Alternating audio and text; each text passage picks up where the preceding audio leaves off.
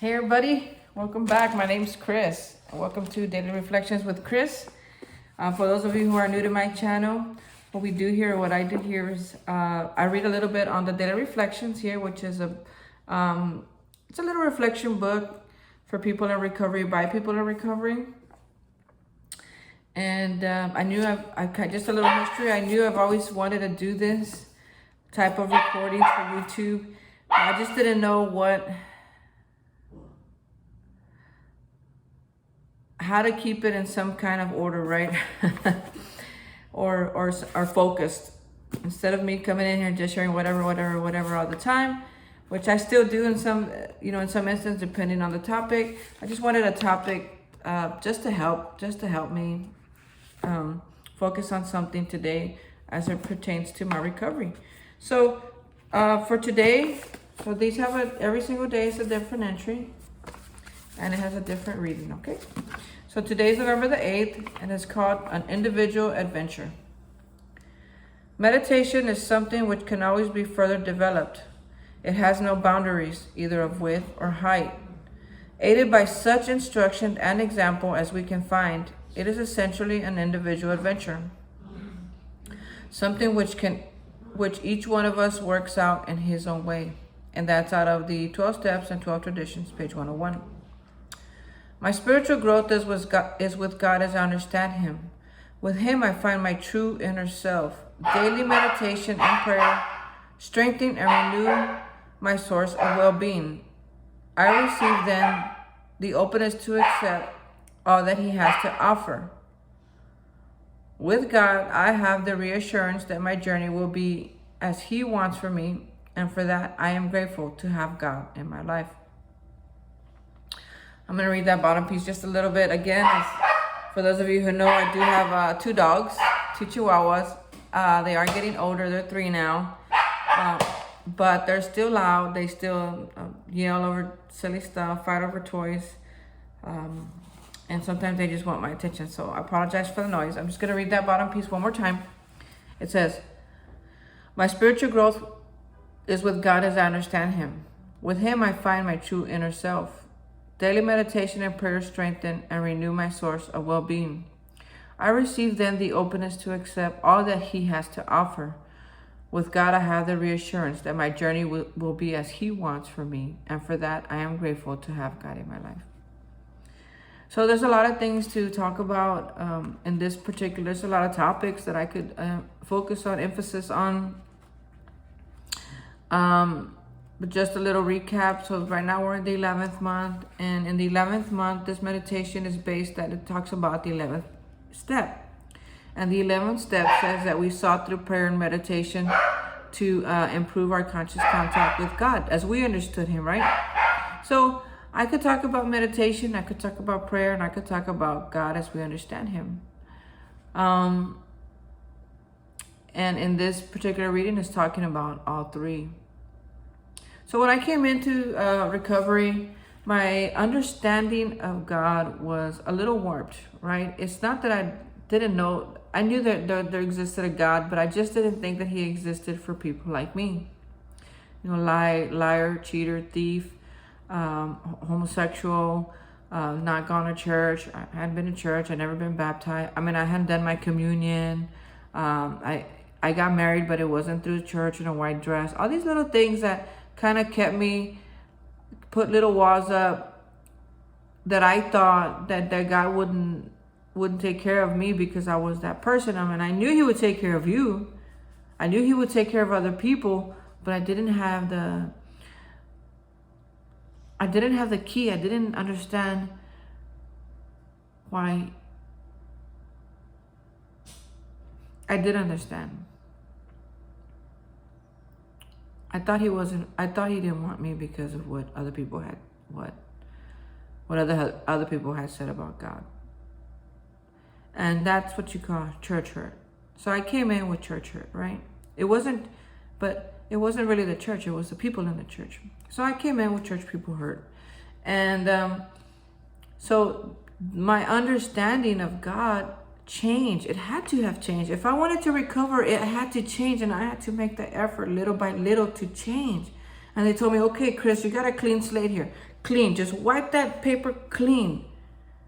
Forget everything you thought about God. And if there was a God, if there is a God, what would he be like? And then that's when I started to write, okay, if there's a God, I want a God who's forgiving, understanding, compassionate, graceful, who loves me and loves everybody, who loves my mom too, who loves my dad, who loves my sister, who loves me, just as he loves all those who never did anything wrong. I want God, I want a God that'll give me all the desires of my heart and even more. I want to, and that changed. That changed over time, because my list when I first got here, my God, it was so small compared to what my life has turned out to be. Why? Why is that? Because when I came in, I misunderstood who God really was, who God really is, who God really wants to be. So prayer and meditation brings that. It deepens that relationship that I had formed in the first few steps of the program of recovery. I formed this relationship with God, right? As I misunderstood him. So now, through prayer and meditation, I get to sit with him and just thank God. Prayer, yeah, you could ask for stuff. I mean, I need to. Sometimes I'm like, God, I don't know how I'm going to make it this month. I need your help. I can ask for stuff. No, nobody says that. And that's what it says right here. It says, aided by such instruction and example as we can find. In other words, we can go Google it, we can go on YouTube, we can ask our friends, we could read books, we could find ways to pray and meditate and what works for us. There's prayers for addiction, there's prayer for cancer, there's prayer for people dying, there's prayers for not being able to find a job. There's all kinds of prayers. There's prayers for divorce.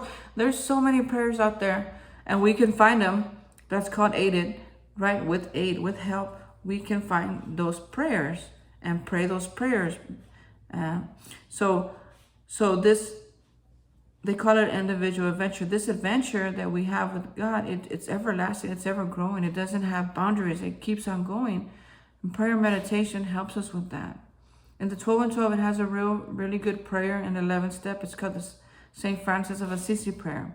Right? It's a really good one. I think I read it to y'all before.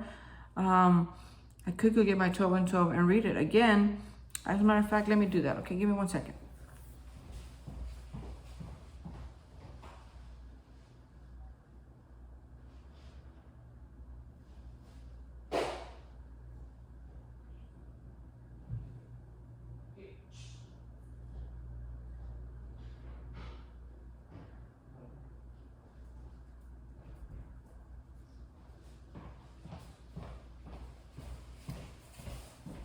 Sorry about that, folks.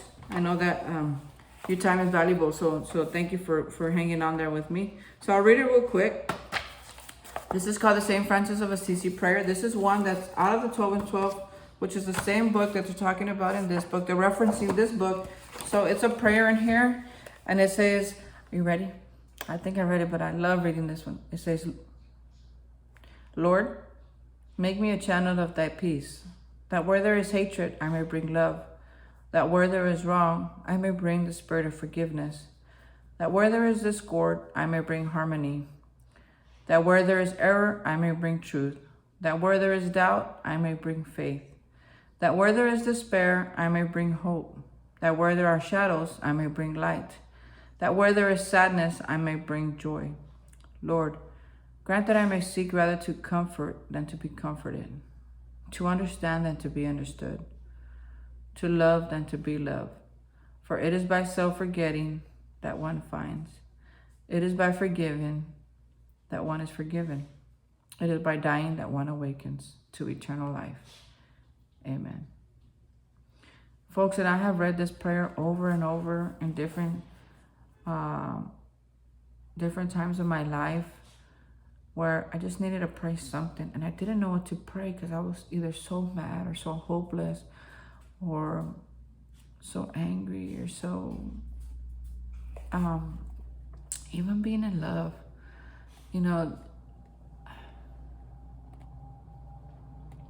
Being in love is such a great thing, but I can mess that up too. I don't mess up. Just when I say bad things are happening in my life, I've already messed up a good thing. I feel like sometimes it's me, sometimes it's not. But I don't have the ability to know the difference. I don't have the ability to know how to differentiate the truth from the fault. It tells me that in the beginning, right? So it's this prayer that has helped me just get through a lot of different things. Is it the only one I pray? No, because sometimes I'm like, I'm out there and I'm like, oh, it's about to go down. God help us, right? God help us get out of here. God help us. Ooh, man, I see an accident. Oh, save them, God. Man, I don't know what's going on there, but you do, right? There's different types of prayers that we can pray. And they all change. It's an adventure. It's a praying adventure. It's so awesome. And I call it awesome because I've used it a lot and it seems to always work, even in the good times. Puts a little bit of stuff, put a little bit of prayer in the bank for the bad times, right? And it keeps me in a level of understanding. In the bottom here it says, with God I have the reassurance that my journey will be as He wants it for me. And for that I'm grateful. Sometimes I try to get into what I think I should have, what I think I should be mine. And I forget that it's not up to me anymore. In step 3, when I decided to turn my will and my life over to God as I understood Him, I gave all that up. Well, meditation is the one that keeps me calm and sane and in understanding when nothing else will. And meditation for me has evolved too, and it also has no limits. Also, you can find a lot of ways to meditate on YouTube, Insight Timer. I mean, just Google it. You can find a million ways to meditate. You could emphasize meditation for sleep, meditation for rest, meditation for clarity, meditation for abundance. I mean, you could find meditations all around, just as you would prayers, to help you. And meditation is the one that has really gotten me to that quiet space where I could disconnect momentarily, if even just 5 minutes at a time, from what I think is really going on, right? Because what I see is that person being chosen, that being chosen, I'm not being promoted, that's what I see in my mind. If it's not in the right mindset, my mind takes that to a whole new level. Oh, I'll show them. They're gonna realize who I am. Oh, they're gonna wish they had me. No, when I meditate, I'm not in that state of mind. I'm like, okay, cool, and I get to even be happy for them, which I love being happy for people who move up, because why wouldn't I want to be? If that was me, I would want people to be happy for me. I wouldn't want people to be sad or mad or upset or bothered by it. I would want a support system that supports me at all levels of my journey, of all levels of my life. And how do I have one? I don't know. Hopefully I stick around with people who give me that. But also I want to be that person to the people who around me, right? Whether they have a support system or not, I want to be part of it. I want to be able to say, yeah, that was awesome, like God. And I am. I could be. I want to be. Meditation helps me to be. It just gets me so connected. It gets me in a space where it's like, whoa. Sometimes I open my eyes, or sometimes I think about stuff, the reality, as He wants me to see it, as He has it. And I think, my God, your world is wow. The life you give me is good. I might not have everything I think that I should have, or everything that I want, but my life is so good, and I'm so grateful for that. I really am. Sometimes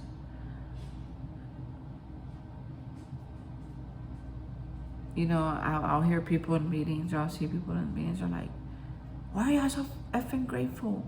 What is a big deal? This alcoholism is the worst. Yeah, it is. It's even more worse without a solution. It's even more worse when I'm not working the steps. It's horrible when I'm not praying and meditating. But if I'm using the solution, if I'm working the steps, if I'm doing what my sponsor suggested I do, my guide, my aid, I have a pretty good life. I have a really good life. Folks, if you know where I came from, if you really could see the desperate places that I came out of, you'd brag about me too. Not brag about me like I'm badass, but you say, man, that program, it works. Like Chris, man, he got delivered. His life is good, right? Folks, it could be such a simple thing for me, like having hot water. It could be such a simple thing for me, like having air conditioning, having a bed to sleep on. All that. You know, I was the last one in my family to get a cell phone. That wasn't a big deal for me. Getting a cell phone was not a big deal. Do I need it now? Yeah, because technology. I mean, everybody uses cell phones for everything, especially at work. So I have a cell phone right now, only by the grace of God. And I had one crack for years. And then finally one of my bosses, we were taking a picture because we were all celebrating and we were taking a picture.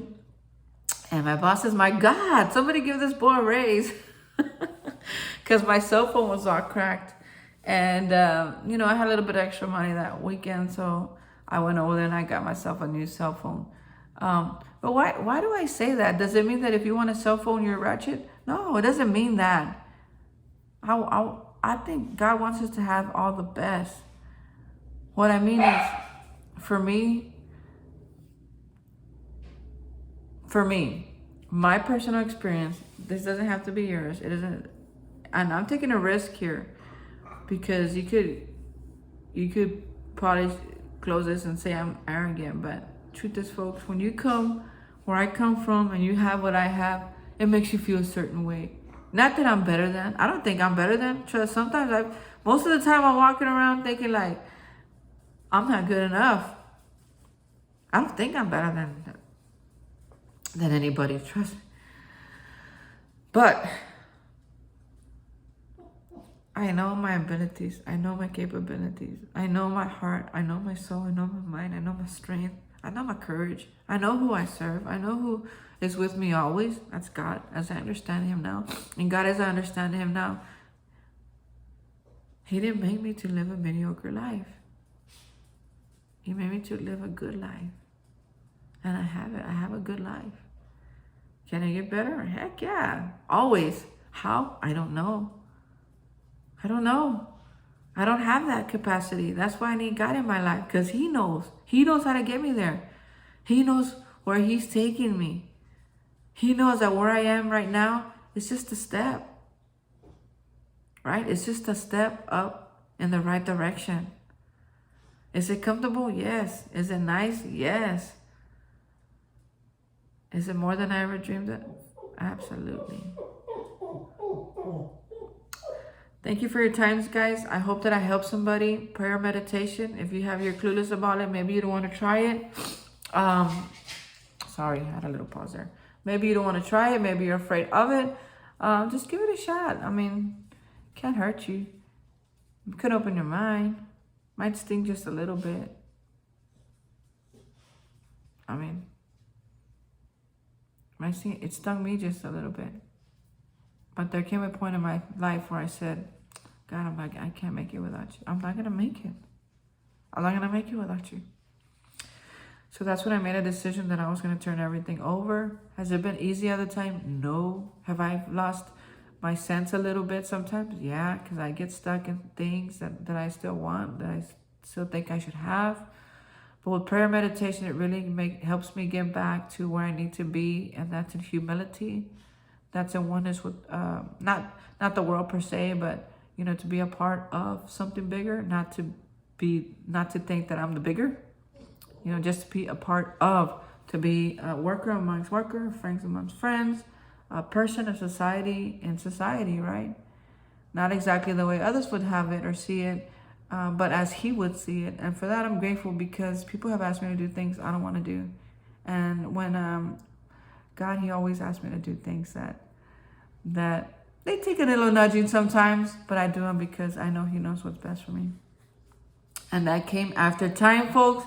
My pastor said it this morning. It doesn't happen overnight. I've been doing this for 20 years now, and I feel like I'm just becoming the adult that I want to be. I've just gotten into my 20s, even though I'm not.